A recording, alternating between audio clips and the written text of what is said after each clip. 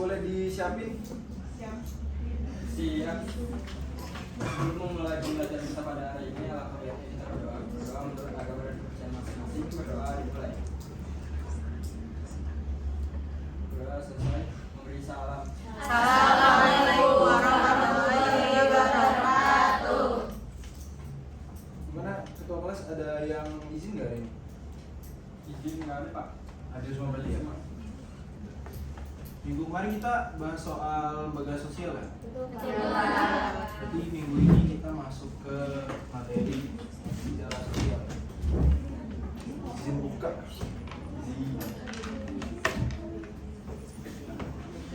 Oh iya, saya mau kasih peringatan kayak sebelumnya. Saya mau buat kelas ini tuh sebagai ruang diskusi ya. Jadi kita nggak ada salah, nggak ada benar. Karena sejauh kita tahu tuh sosiologi tuh nggak ada salah, nggak ada benar. Jadi kita bebas di sini mau mengekspresikan diri kita kayak gimana. Oke, Pak.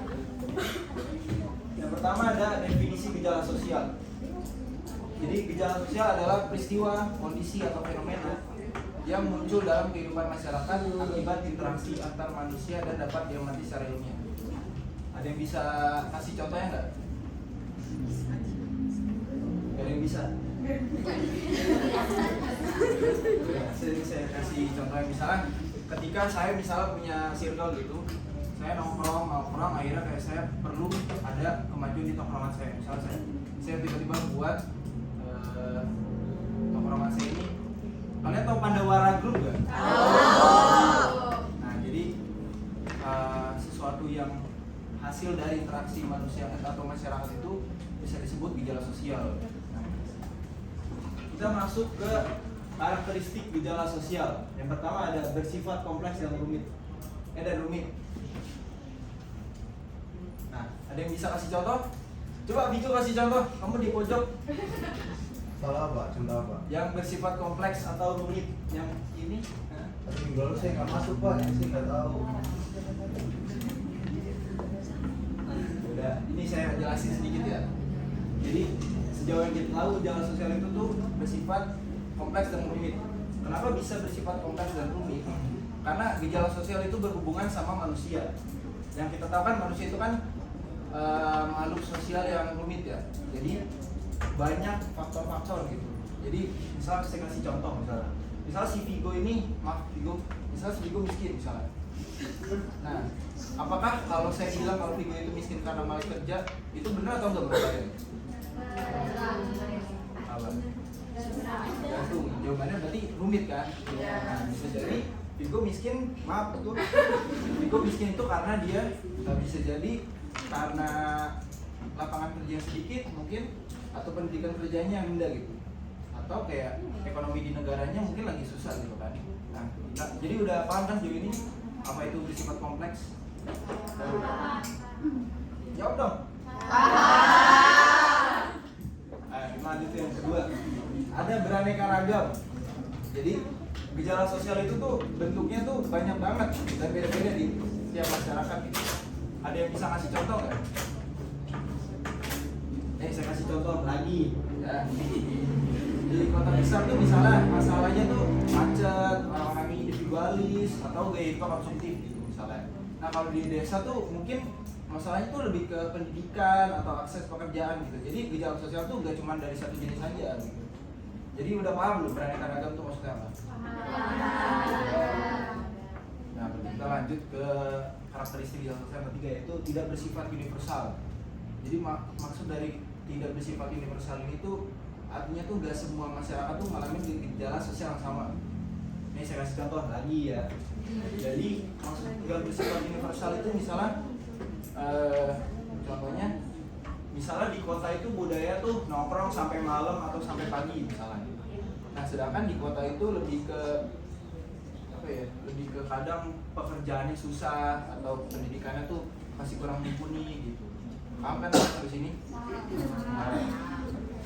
Yang keempat ada bersifat dinamis. Ada yang mau bacain nggak? Ada yang mau jelasin nggak menurut saya?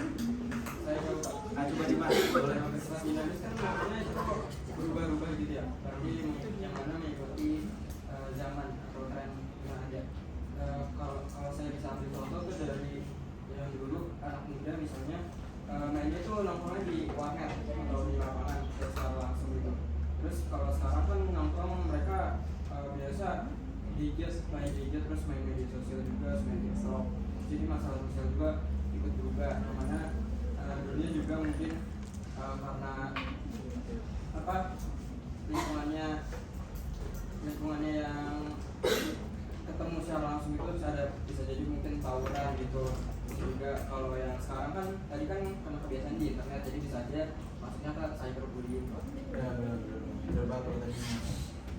Itu poin buat Dimas nih. Jadi kalau kalian makin sering jawab, kalian makin plus nilai buat saya. Itu cara ngerayu saya sebenarnya. Nah, coba yang 5 itu ada bersifat kontekstual. Ada yang boleh ngasih contoh nggak? Coba, Igo. Ini dulu. Nomor 5 bersifat kontekstual. Kamu bisa kasih contoh aja deh, contoh yang simpel. Bisa kasih Saya coba ya Pak ya. Jadi contohnya tuh misalkan orang pakai HP, terus pas belajar itu bisa dianggap nggak sopan di sekolah. Tapi kalau di kelas online justru wajib karena yang pakai HP kan. Jadi kita nggak bisa langsung nilai suatu perilaku tanpa lihat kondisi sekitarnya. Betul nggak Pak? betul. Igo ya tadi ya kamu ya. Kamu minggu kemarin udah masuk kenapa begitu? Ini Pak. Kamu ada model ya? Demam tinggi Pak. Oh. Surat dokter udah ada kan? Udah Pak, saya kasih ke kepala sekolah kemarin.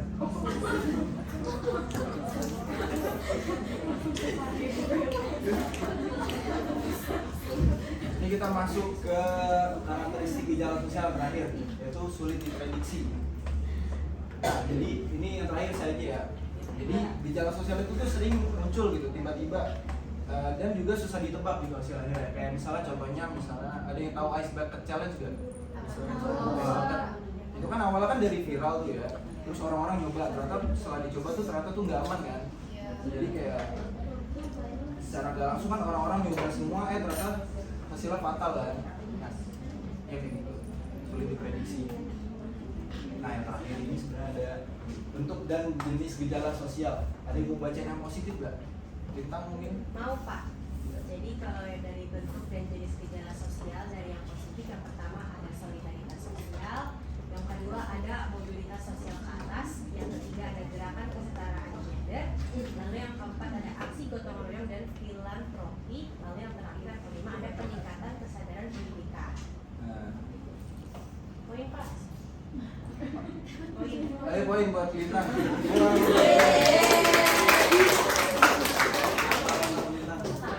Bintang ya nanti. Yang selanjutnya ada berdasarkan sifat. Yang pertama itu ada sifatnya itu normatif. Jadi gejala sosial normatif itu sesuai norma yang berlaku. Contohnya integrasi sosial dan solidaritas. Yang kedua ada deviatif. Jadi gejala sosial deviatif itu menyimpang dari norma. Contohnya kriminalitas, nakal remaja dan yang lain-lainnya gitu. Nah, yang terakhir itu ada bentuk dan jenis gejala sosial yang negatif. Nah, ini terakhir karena penutup, ada yang mau bacain nggak? Atau saya bacain lagi? Saya. Kan saya? Iya. Negatif itu ada kemiskinan dan kesenjangan, lalu ada kriminalitas, terus penyalahgunaan narkoba, korupsi dan kenakalan remaja. Benar banget. Ya, poin buat Kansal.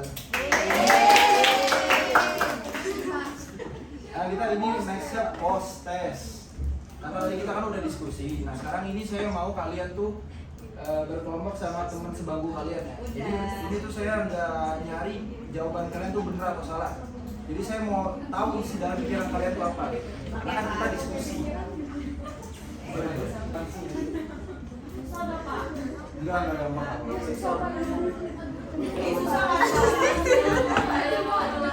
Bapak di print dulu Pak. Jadi susah dibaca. Nih, bisa baca nggak kalian? Bisa. Kerjaan maksudnya?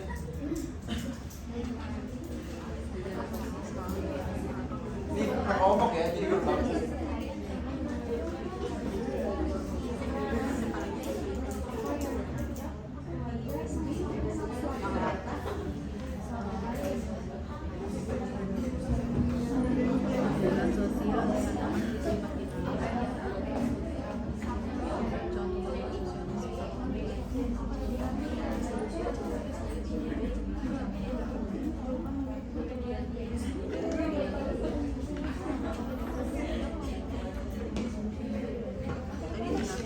Susah banget Pak soalnya yang Bisa. Ini masih bisa dicerna kok ini. iya Pak. Kan ini kan kelompok ini. Ya kalian bisa diskusi kok. Saya di sini nggak nyari benar atau salahnya. Saya cuma mau tahu isi pikiran kalian itu apa.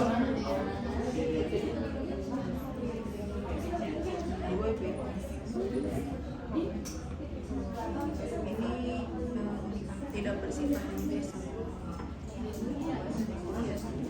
Tadi dijelasin Udah semuanya? bersifat kontekstual. Udah, nanti saya minta hasilnya itu kalian kumpulin ke Dimas ya ketua kelas. Oke. Ini karena udah penutup saya mau kasih kata-kata. Kata-kata dari B.J. Habibie. Hiduplah seakan Anda akan mati besok. Berbahagialah seakan Anda akan hidup selamanya. Saya tanya B.J. Habibie. Artinya kalian harus menjalani hari-hari kalian itu sepenuh hidup kalian. Jangan setengah-setengah. Terima kasih. Oke, coba ketua kelas boleh ditutup hari ini. Oke, sebelum menutup pembelajaran kita pada hari ini, alangkah baiknya kita berdoa menurut agama saya masing-masing. Berdoa dimulai. Sudah selesai memberi salam. Assalamualaikum warahmatullahi wabarakatuh. Terima kasih Pak. Kasih Pak. Makasih ya. Jangan lupa minggu depan ya. Iya Pak. Garuda